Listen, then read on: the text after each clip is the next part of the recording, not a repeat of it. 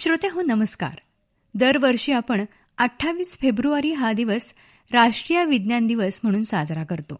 भारतीय संविधानातील कलम 51 अनुसार वैज्ञानिक दृष्टिकोन म्हणजे सायंटिफिक टेम्पर बाळगणं, मानवतावाद पाळणं, शोधक बुद्धीचा तसंच सुधारणेचा विकास करणं हे प्रत्येक भारतीय नागरिकाचं मूलभूत कर्तव्य आहे. हे कलम समाज सुधारणेत प्रश्न विचारण्याची वृत्ती आणि वैज्ञानिक विचारसरणीला प्रोत्साहन देतं. नागरिकांना तर्कांवर आधारित विचार करण्यास प्रवृत्त करतं. स्वातंत्र्योत्तर काळात शासनानं वैज्ञानिक दृष्टिकोनाचा अंगीकार करून बऱ्याच संस्थांची स्थापना केली, ज्यामुळं उत्तरोत्तर झालेल्या भारताच्या प्रगतीमध्ये या संस्थांचा मोलाचा वाटा होता. श्रोते हो, आज आपण ज्येष्ठ खगोल अभ्यासक, विज्ञान लेखक आणि प्राचार्य डॉक्टर नितीन शिंदे, कर्मवीर भाऊराव पाटील महाविद्यालय ईश्वरपूर यांचं वैज्ञानिक दृष्टिकोन, भूतकाळ ते येणारा भविष्यकाळ याविषयी भाषण ऐकूया. 28 फेब्रुवारी रोजी संपन्न होत असलेल्या राष्ट्रीय विज्ञान दिनाच्या सर्वांना मनपूर्वक सदिच्छा. या दिनाच्या निमित्ताने विज्ञान दिन का साजरा करायचा आणि कशासाठी करायचा हे समजणं अत्यंत आवश्यक आहे. भारतीय विज्ञानाच्या इतिहासात काही व्यक्तिमत्व अशी आहेत की ज्यांनी आपल्या बुद्धिमत्तेच्या आणि संशोधनाच्या बळावर भारताला जागतिक पटलावर नेऊन ठेवलेला आहे. डॉक्टर CV रमन हे त्यापैकीच एक. त्यांच्या संशोधनाने भारताला विज्ञान क्षेत्रातील पहिला नोबेल पुरस्कार मिळवून दिलेला आहे. 7 नोव्हेंबर 1888 रोजी तामिळनाडूतील तिरुचिरापल्ली येथे जन्मलेल्या रमन यांचे बालपण अभ्यासपूर्ण वातावरणात गेले. लहान वयातच असं का होतं हा प्रश्न त्यांच्या मनात सतत घोळत असे. ही जिज्ञासा पुढे त्यांच्या संशोधनाची खरी ताकद ठरली. रमन यांनी मद्रास विद्यापीठातून भौतिकशास्त्रात उच्च शिक्षण घेत संशोधनाच्या माध्यमातून रमन परिणाम अर्थात रामन इफेक्ट हा ऐतिहासिक शोध दिनांक 28 फेब्रुवारी 1928 रोजी नेचर या प्रथितयश आंतरराष्ट्रीय वैज्ञानिक मासिकामध्ये प्रसिद्ध केला. या शोधानुसार प्रकाश एखाद्या पदार्थातून जाताना त्याच्या किरणांची तरंगलांबी बदलते हे सिद्ध झाले. या शोधामुळे पदार्थाचा अभ्यास करणे शक्य झाले, जे आधुनिक विज्ञानासाठी अत्यंत महत्त्वाचे ठरले. या शोधाला 1930 मध्ये भौतिकशास्त्रातील नोबेल पारितोषिक मिळाले. विज्ञान क्षेत्रातील पहिले भारतीय नोबेल विजेते म्हणून रमन यांची गणना होते. भारत सरकारने रमन यांच्या आणि त्यांच्या शोधाच्या सन्मानार्थ 28 फेब्रुवारी हा दिवस राष्ट्रीय विज्ञान दिन म्हणून घोषित केला आणि पहिला राष्ट्रीय विज्ञान दिन 28 फेब्रुवारी 1987 रोजी साजरा करण्यात आला. हा दिवस केवळ एका शास्त्रज्ञाचा सन्मान नसून वैज्ञानिक दृष्टिकोनाची प्रेरणा देणारा उत्सव आहे. 1954 साली भारत सरकारने रमन यांना त्यांच्या अतुलनीय योगदानासाठी भारतरत्न हा सर्वोच्च नागरी सन्मान प्रदान केला. त्यांच्या वैज्ञानिक कार्याबरोबरच देशासाठी केलेल्या बौद्धिक सेवेला दिलेली ही मानवंदना होती. विज्ञानाची ज्योत पुढील पिढीपर्यंत पोहोचावी या उद्देशाने रमन यांनी बंगळुरूमध्ये रमन रिसर्च इन्स्टिट्यूटची स्थापना केली. ही संस्था आजही संशोधन आणि वैज्ञानिक विचारसरणीचे महत्त्वपूर्ण केंद्र म्हणून ओळखली जाते. रमन यांनी प्रकाश व पदार्थ यांच्यातील परस्पर संबंध, ध्वनी आणि वाद्यांचे कंपन, समुद्राचा रंग निळा का दिसतो आदी विषयावर संशोधन केले. रमन परिणामाचा उपयोग रसायनशास्त्रात पदार्थाची ओळख करण्यासाठी, वैद्यकीय क्षेत्रात औषधांचे विश्लेषण करण्यासाठी तसेच गुन्हे तपासणीसाठी केला जातो.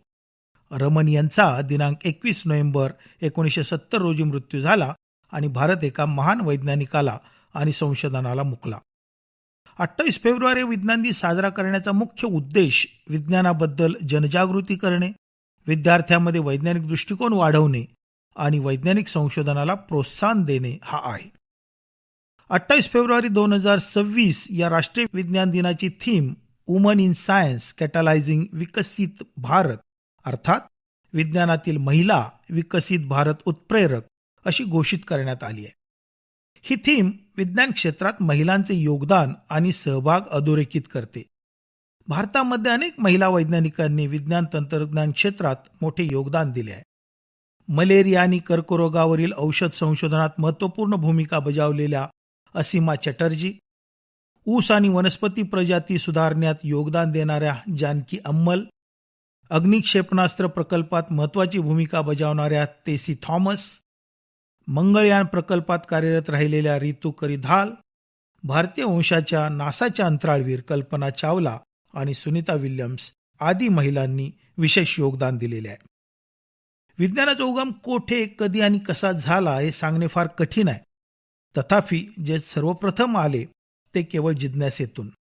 विज्ञान ही कधीही न संपणारी, अखंडपणे चालणारी शोध प्रक्रिया आहे. सुरुवातीच्या काळात जिज्ञासा गरजेपुरतीच मर्यादित होती, परंतु नंतर काळाच्या ओघात ती वृद्धिंगत होत गेली. कुतूहल, जिज्ञासा आणि विचार या अंगभूत प्रवृत्तीचा माणसाने अत्यंत कौशल्याने वापर करून ज्ञान मिळविले. प्रत्यक्ष निरीक्षण आणि प्रयोग करून मानवाने सभोवतालच्या निसर्गाचे तसेच निसर्ग नियमांचे वस्तुनिष्ठ आणि शिस्तबद्ध ज्ञान मिळवले. या ज्ञानामुळेच त्याने सभोवतालच्या परिस्थितीवर ताबा मिळवलाय. निसर्गातील घडणाऱ्या घटनांचा अभ्यास करून त्यामागील कारणांचा शोध घेतला. निरीक्षणावरून एक तत्व निश्चित केले की निसर्गात घडणाऱ्या प्रत्येक घटनेपाठीमागे कारण असते. त्यालाच त्याने कार्यकारण संबंध असे संबोधले.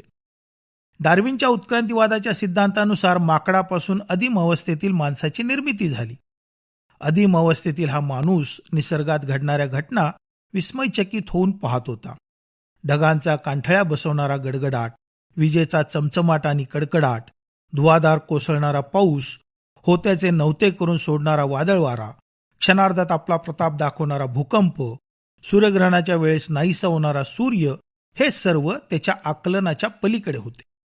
अन्न आणि शिकारीसाठी जंगलातून भटकणारा हा प्राणी गुहेमध्ये राहून गुजराण करीत होता. कच्चे मांस भक्षण करत होता. त्याला पक्षाप्रमाणे उंच उडता येत नव्हते. चित्त्याप्रमाणे वेगाने पळून जाता येत नव्हते.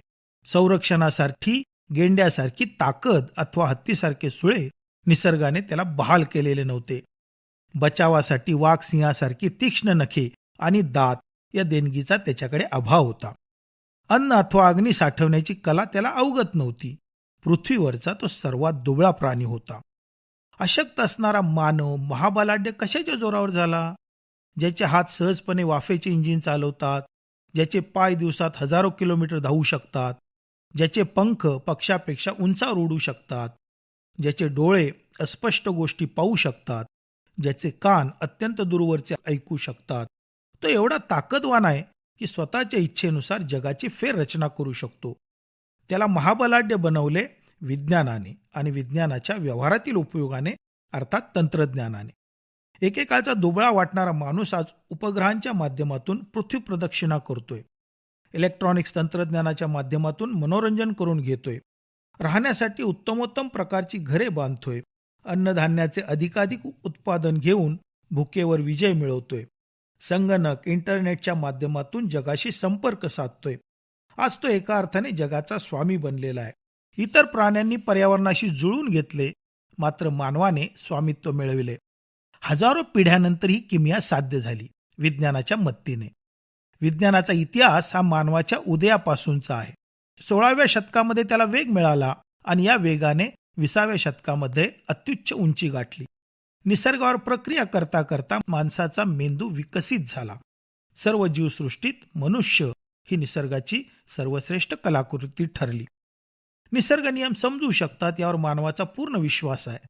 ज्ञान, जिज्ञासा, चिकित्सा हे माणसाचे खास गुणधर्म. या गुणांचा वापर करून त्याने निरीक्षण आणि प्रयोगाद्वारे ज्ञान निश्चित केले. परीक्षण करून त्याची पद्धतशीरपणे मांडणी केली. शेवटी त्या ज्ञानाला नियमामध्ये बसवले आणि विज्ञानाची संकल्पना रुजू केली. फळे गोळा करताना मानवाला बीजारोपण, झाडाची वाढ यातून वनस्पती शास्त्राची ओळख झाली. शिकार करून मांसभक्षण करताना प्राण्यांच्या अवयवांची माहिती झाली. हृदय आणि डोके जोडणारी मान हे नाजूक भाग असतात, यातून प्राणीशास्त्राची ओळख झाली. दूर पळणाऱ्या हरणाचा वेध घेतेवेळी चंद्रावर अग्निबाण पाठवण्याची मुहूर्तमेढ तो रोवत होता आणि या अभ्यासातूनच त्याने अंतराळयानाचा शुभारंभ केला. त्याच्याच संशोधनातून दगडाची अणकुचीदार हत्यारे, नंतर लोखंडाची झाली. अन्न साठवण्यासाठी मातीची आणि नंतर धातूची भांडी आणण्यामध्ये त्याचेच योगदान आहे. अन्न संचय करताना शेतीचा शोध मानवानेच लावला. दैनंदिन जीवनामध्ये आपण विज्ञानाचा वापर करत असतो. घरामध्ये आई भाजी करत असताना भाजीमध्ये मीठ किती टाकावे, चटणी किती टाकावी, किती वेळ भाजी शिजवावी हा अभ्यास विज्ञानामध्ये समाविष्ट होतो. शेती करताना पिकाला पाणी किती घालावे, खत कधी आणि किती द्यावे, कापणी कधी करावी, हेही शेतकऱ्याचे विज्ञानच आहे, हे लक्षात घ्यावे लागेल. एक चिनी सुभाषित आहे, मी ऐकले, मी विसरले, मी पाहिले, लक्षात राहिले, मी करून पाहिले, मला समजले. विज्ञान हे तिसऱ्या वाक्यातून अनुभवता येतं. 20व्या शतकात मानवी समूहाचा जो चेहरा मोहरा बदलून गेला, त्याचे श्रेय त्या शतकातील मूलभूत विज्ञानात झालेल्या संशोधनाकडे जाते. विज्ञान शाप की वरदान हा प्रश्नच येत नाही.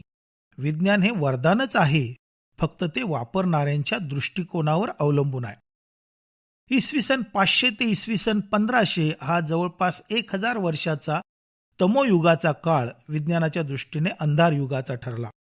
वैज्ञानिक संशोधनास आवश्यक असणारे विचार स्वातंत्र्य आणि बुद्धी स्वातंत्र्य या काळात मानवी जीवनातून लुप्त झाले होते. वैज्ञानिक प्रगतीची दारे धर्माने आणि राजेशाहीने बंद केलेली होती. मानवाला रानटी अवस्थेतून सुसंस्कृत पातळीवर आणण्यामध्ये धर्माचा वाटा मोलाचा होता. पण तमोयुगाच्या काळामध्ये धर्मप्रसाराचा ध्यास घेतलेल्यांनी धर्मयुद्धाची भाषा सुरू केली आणि त्याला राजसत्तेने सहाय्य केले.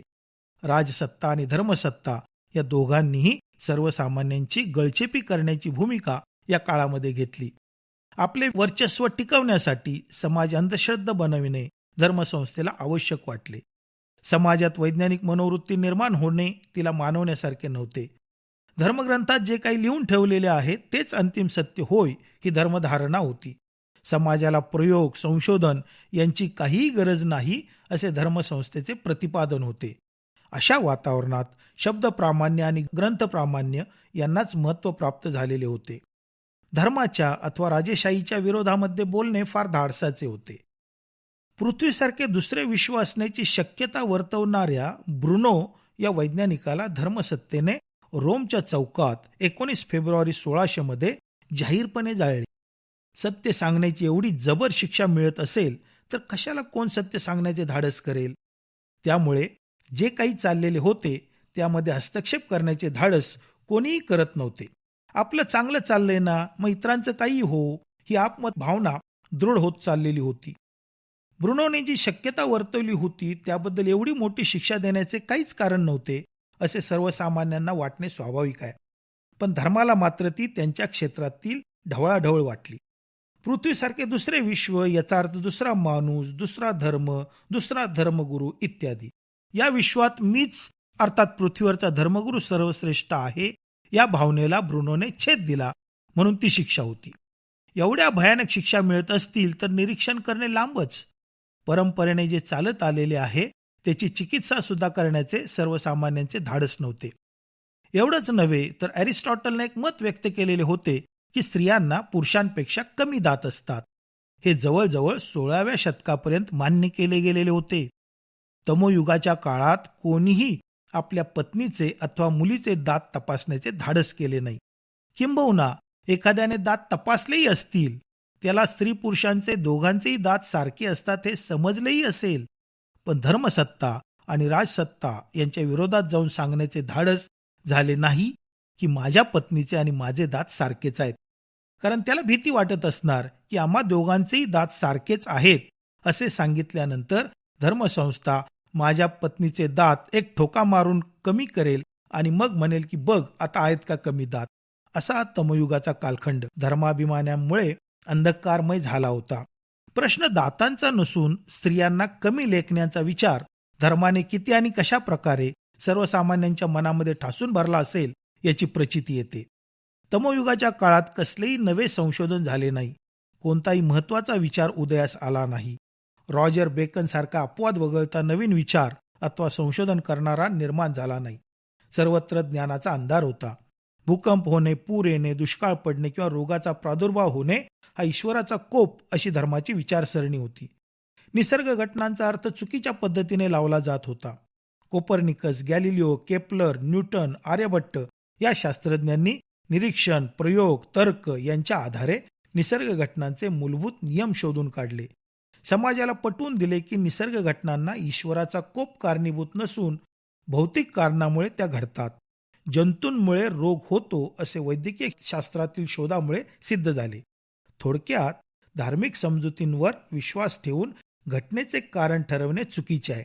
त्याऐवजी घटनेची चिकित्सा करणे, प्रयोग आणि निरीक्षणातून वस्तुस्थिती तपासून पाहणे, पुरावा जमा करणे आणि अनुभवाच्या माध्यमातून घटनेचे विवेचन करणे ही वैज्ञानिक दृष्टिकोनाची चतुःसूत्री होय. आधुनिक विज्ञानाच्या प्रगतीला युरोपातील 16व्या शतकातील प्रबोधनाच्या आणि ज्ञानाच्या पुनरुज्जीवनाच्या चळवळीपासून खरी चालना मिळाली. धर्माला आव्हाने देत विज्ञानाने गती घ्यायला सुरुवात केली. गॅलिलिओने पोपच्या विरोधात दिलेला सूर्यकेंद्री सिद्धांताचा लढा मैलाचा दगड ठरला. सूर्याभोवती पृथ्वी फिरते एवढे म्हटल्याबद्दल गॅलिलिओला तुरुंगात जावे लागले. ब्रुनोला जाहीरपणे जाळण्यात आले. वैज्ञानिकांनी हे जे धाडस दाखवले ते केवळ बायबल किंवा धर्माच्या विरोधात बोलण्याचे नसून वस्तुस्थिती सांगण्याचे होते. पृथ्वी सूर्याभोवती फिरली काय आणि सूर्य पृथ्वीभोवती फिरला काय, यामुळे सर्वसामान्यांच्या रोजीरोटीचा प्रश्न सुटणार होता काय? नाही, असेच काहीसे बऱ्याच जणांना वाटेल.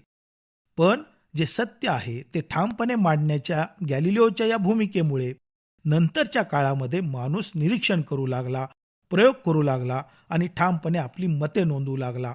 म्हणून तर विज्ञानाने 16व्या शतकानंतर गरुड झेप घेतलेली आहे. या प्रगतीला गॅलिलिओ कारणीभूत ठरला. तो प्रयोगशील विज्ञानाचा प्रणेता म्हणून ओळखला जाऊ लागला. वैज्ञानिक दृष्टिकोन फक्त विज्ञानाच्या संशोधनासाठीच उपयुक्त आहे असे समजणे चुकीचे आहे. रोजच्या व्यवहारातही योग्य अयोग्य ठरविण्यासाठी, जीवनात यशस्वी होण्यासाठी वैज्ञानिक दृष्टिकोनाचा अवलंब करणे महत्त्वाचे आहे. प्रबोधनाच्या आणि मानवतेच्या काळानंतर विज्ञानाच्या प्रत्येक शाखांना भरती येऊन वेगवेगळ्या प्रकारचे शोध लागले. संगणक, इंटरनेट, मोबाईल, अवकाश, जनुक तंत्रज्ञान, अणुऊर्जा इत्यादी क्षेत्रे याची साक्ष देतात. आज धूमकेतूवर अवकाशयान पाठवून त्याला नष्ट केले जात आहे. अवकाश सफरींचे आयोजन केले जात आहे. चंद्रावर जाऊन जमीन खरेदीचे व्यवहार होण्याची शक्यता आहे. हे सर्व प्रयोजन आहे मानवी विकासासाठी आणि समृद्धीसाठी. सकाळी उठल्यापासून ते रात्री झोपेपर्यंत मानवी व्यवहारांचे निरीक्षण केल्यास त्यावर विज्ञानाचा आणि तंत्रज्ञानाचा तीव्र ठसा उमटलेला दिसेल.